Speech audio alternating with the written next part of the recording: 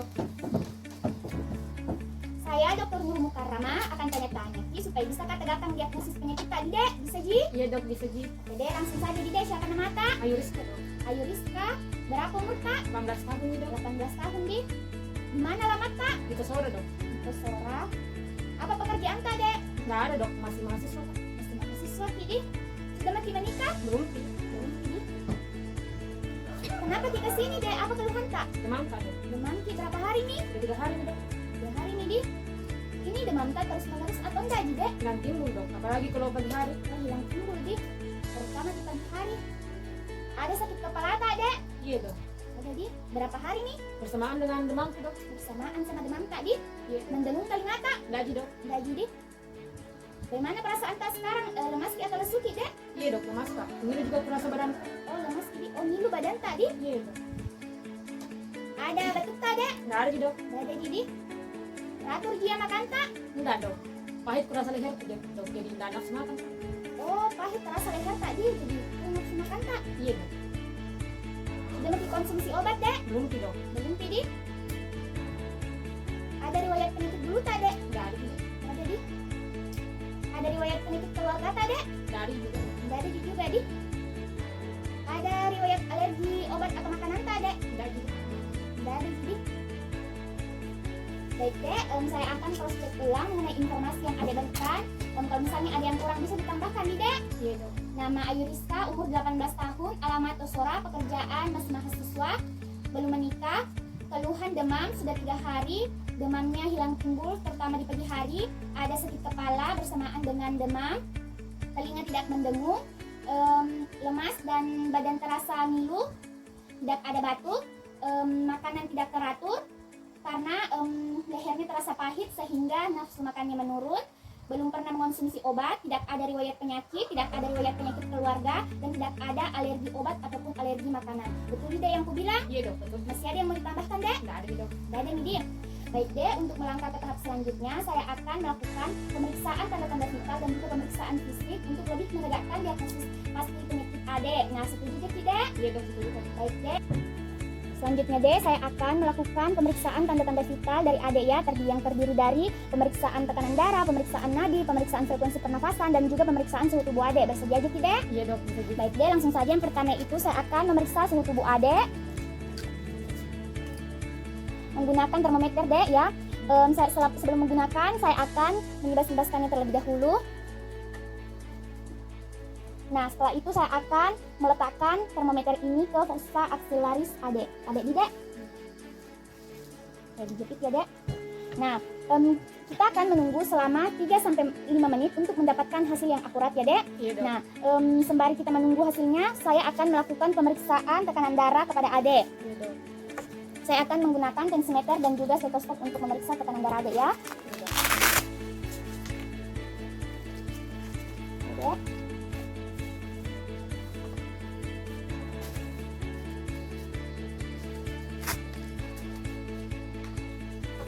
Pertama-tama saya akan mencari arteri brachialis adek. Saya akan mencari arteri brachialis adek ya. Oke. Nah, selanjutnya saya akan memompa hingga arteri brachialis adek tidak teraba.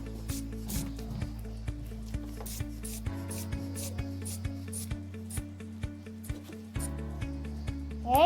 Dan arteri brachialis adek tidak teraba pada 120 mm Hg. Nah, saya akan menambahkannya sebanyak 30 mm Hg untuk menentukan sistol dan diastol dari tekanan darah adek. Nah, saya akan meletakkan membran stetoskop ini ke arteri brachialis adek. Dan saya akan memompanya hingga 150 mm Hg.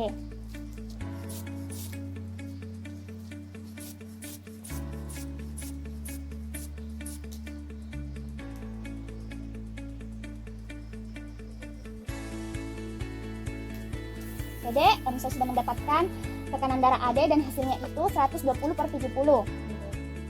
Nah, selanjutnya dek, saya akan melakukan pemeriksaan nadi kepada adek selama 1 menit ya dek. Oke dek, saya akan mencari arteri radialis adek. Saya akan menghitungnya hingga 1 menit.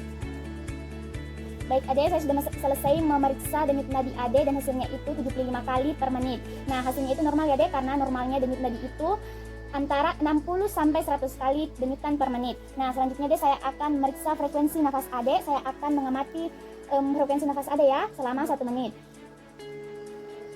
Sudah cukup 1 menit ya Dek, saya sudah mengamati frekuensi pernafasan Ade dan ya hasil yang saya dapatkan itu 15 kali per menit. Nah, itu termasuk normal ya Dek, karena normalnya frekuensi pernafasan itu 12 sampai 20 kali per menit. Selanjutnya Dek, sudah cukup 3 sampai 5 menit ya Dek, saya sudah bisa memeriksa hasil dari suhu tubuh Ade. Ade Dek? Ya. Dan hasilnya itu Dek, suhu tubuh Ade itu 38,7 derajat Celcius. Artinya Dek, demam tinggi Dek karena suhu tubuh Ade lebih dari normal. Dan normalnya suhu tubuh itu 36,5 sampai 37,2 derajat Celcius. Selanjutnya Dek, saya akan menilai status gizi Ade dengan 3 pemeriksaan, yaitu pemeriksaan berat badan, pemeriksaan tinggi badan, dan juga pemeriksaan atau pengukuran lingkar perut Ade. Setuju Dek? Iya dok. Oke Dek, langsung saja yang pertama, saya akan memeriksa tinggi badan Ade. Silahkan ke sana Dek ya. Iya dok. Oke Dek, bisa berdiri di bawah pengukur tinggi badan Dek. Nah, posisi Dek tegak, jangki bungkuk, pandangan tak lurus ke depan. Nah, saya akan mulai mengukur tinggi badan Ade.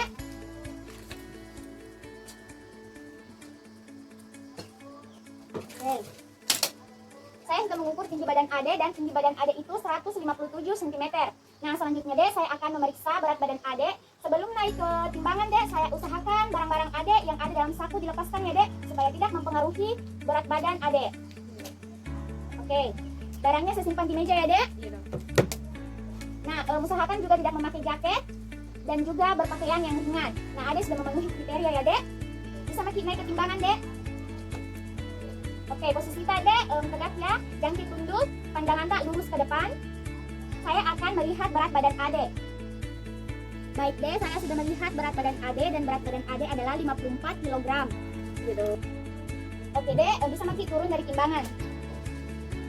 Nah, selanjutnya Dek, saya akan mengukur lingkar perut Ade. Sebelum saya mengukur Ade, nanti saya akan melipat sedikit baju tadi Dek, supaya bisa mengukur lingkar perut Tak secara akurat. Bisa Ji Dek? Bisa dok. Oke, saya akan mengambil kita ukur terlebih dahulu ya Dek. Iya dok. Oke Dek, langsung saja Dek. Yang pertama, bisa diangkat-angkat baju tadi Dek. Oke. Yang pertama Dek, saya akan mencari apus kosta. Oke, sudah menemukannya Dek. Nah, selanjutnya itu saya akan mencari bagian dari sias Ade. Nah, selanjutnya saya akan membagi dua bagian ini. Saya akan mengambil titik tengahnya untuk bisa mengukur lingkar perut Ade. Saya menandainya di sini ya Dek. Nah, saya akan menandainya. Nah, selanjutnya itu saya akan melingkarkan kita ukur ini.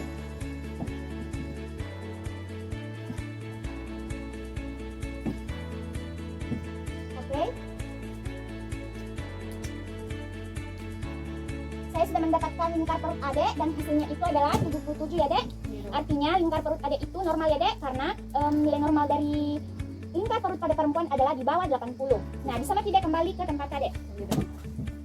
Baik Dek, saya tadi telah mengukur tinggi badan Ade, melihat berat badan Ade dan juga mengukur lingkar perut Ade. Nah, hasil dari tinggi badan Ade tadi itu adalah 157 cm ya Dek. Nah, berat badan Ade itu adalah 54 kg. Nah, setelah saya hitung Dek, indeks massa tubuh Ade itu adalah 21,95. Artinya indeks massa tubuh Ade itu normal jadi Dek, karena indeks massa tubuh normalnya adalah 18,5 sampai 25. Jadi kita termasuk kategori normal jadi Dek. Nah, selanjutnya itu pengukuran lingkar perut Ade hasilnya tadi itu adalah 77 cm.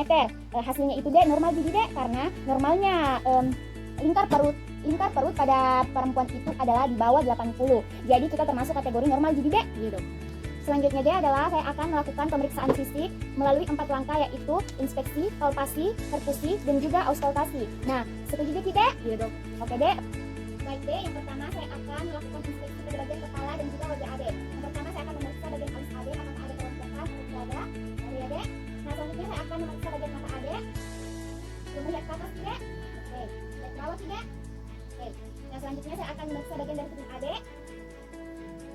Dan ada terjadi kudanya Dek. Nah, selanjutnya saya akan melihat bagian bibir Ade. Kelihatannya bibir Ade ini pucat dan juga kering ya Dek. Selanjutnya Dek, bisa buka mulut Ade.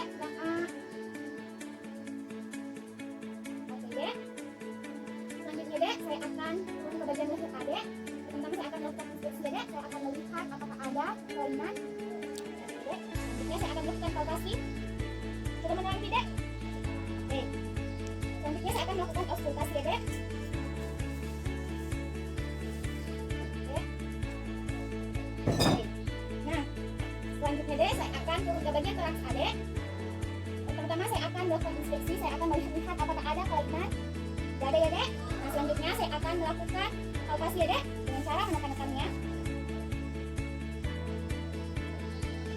Oke. Nah, selanjutnya saya akan melakukan fokus ya Dek dengan cara menepuk bagian toraks Adek. Oke. Nah, selanjutnya saya akan melakukan auskultasi ya Dek pada bagian toraks Adek.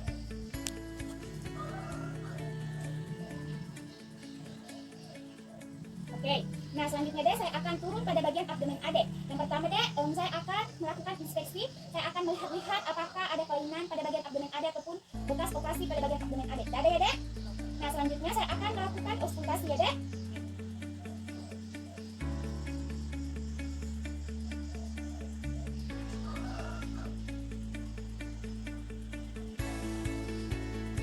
Oke, nah selanjutnya Dek, saya akan melakukan perfusi dengan cara memperkuat bagian abdomen Adek.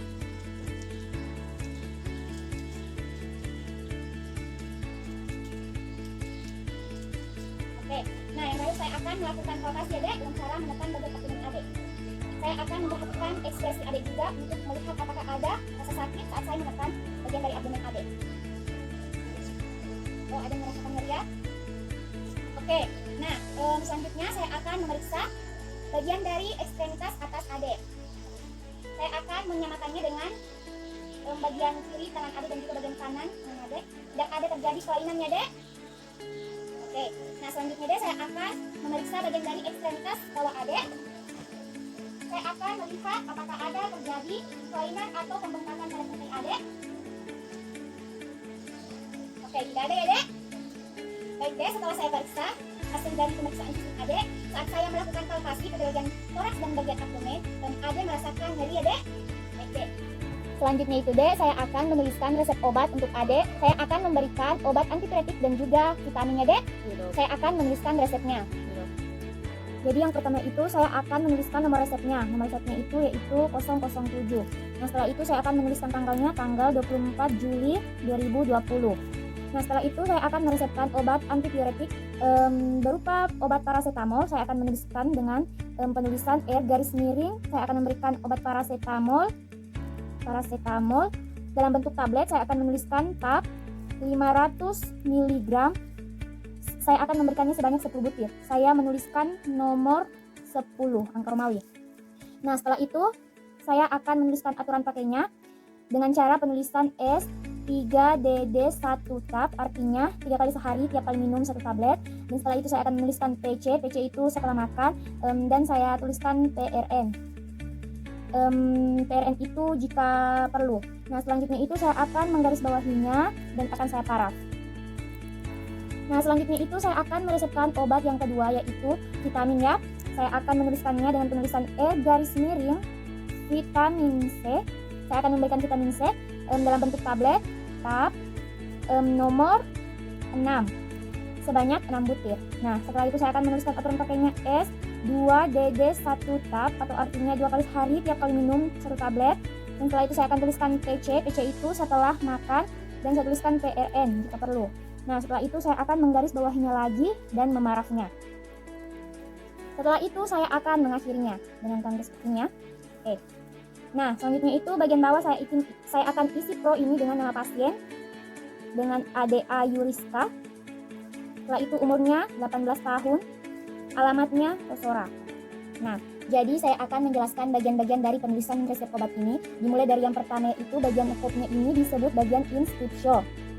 Nah, bagian inscription ini terdiri dari nama dokter, alamat, sip, kota, tanggal. Nah, yang kedua itu bagian yang bertuliskan R garis miring ini disebut bagian invokasio. Nah, bagian invokasio ini biasanya juga dimasukkan ke dalam bagian inscription.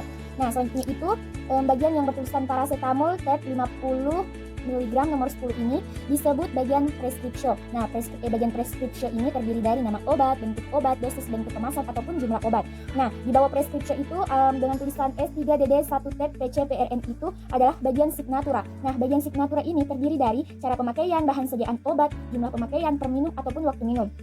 Nah, di bawahnya itu ada lagi bagian tanda tangan ataupun paraf. Nah, bagian ini bertujuan untuk memastikan bahwa dokterlah yang betul-betul meresepkan obat ini. Nah, begitupun peresepan obat kedua, bagiannya sama dengan peresepan obat pertama. Langsung saja kita pindah ke bagian bawah. Pada bagian bawah ini disebut bagian pro. Nah, bagian pro ini terdiri dari nama pasien, umur, ataupun alamat pasien. Gunanya yaitu untuk mengetahui bahwa resep obat ini ditujukan kepada pasien dengan nama yang tertera pada peresepan obat ini. Jadi Dek, saya sudah menuliskan resep obat untuk Adek. Sabe Dek, bisa tebus di apotek di depan ya Dek. Iya dok. Terima kasih Dek, semoga cepat sembuh ya. Terima kasih dok. Iya.